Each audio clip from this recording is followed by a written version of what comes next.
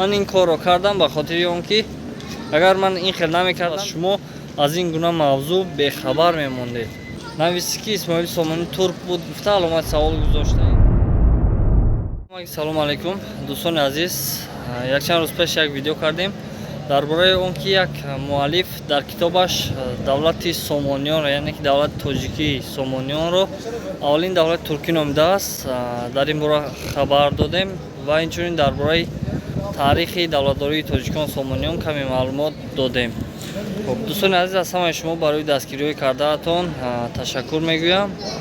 خب کامنتاری زیاد کردید، فکرهای خود را نویسید و از اینکه بسیاری از شما با من هم فکر بودید خیلی شاد شدم. خب در زیر کامنتاری یک چند سوال ها هم بودن دوستانی عزیز که برای چی سرلوحه ویدیو رو یعنی که ابلوشکه ویدیو رو نویسی که اسماعیل سامانی ترک بود گفته علامت سوال گذاشته ای. خب دوستان عزیز، من این کار رو کردم به خاطر اون که اگر من این خیل نمیکردم دقت شما رو جلب نمیکرد و شما از این گونه موضوع بخبر میموندید. ویدیو رو دوستان عزیز زیاده از 20,000 نفر تماشا کردند. خب این معلوم می شود که با زیاده از 20,000 نفر اون معلوماتی که در ویدیو دادیم رسید. من از این خیلی خوشحالم، زیرا که در ویدیو من درباره تاریخ دولتداری تاجیکان یعنی که سامانیان کمی هم باشد معلومات داده گذاشتم.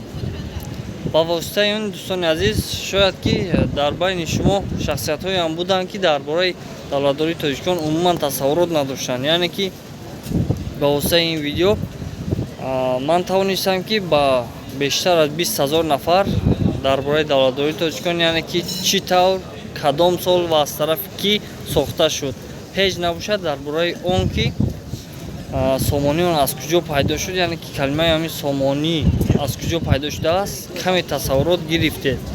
خب دوستان عزیز، با واسطه این ویدیو فکر میکنم که کمی هم باشد فایده من رسیده است. اگر که فایده هم رسیده باشد من خیلی خرسندم. خب تا ویدیوی بعد دوستان عزیز کانال ما رو دستگیری کنید و حرکت میکنیم که باز ویدیوهای جالبتر برآید. پناهتان به خدا.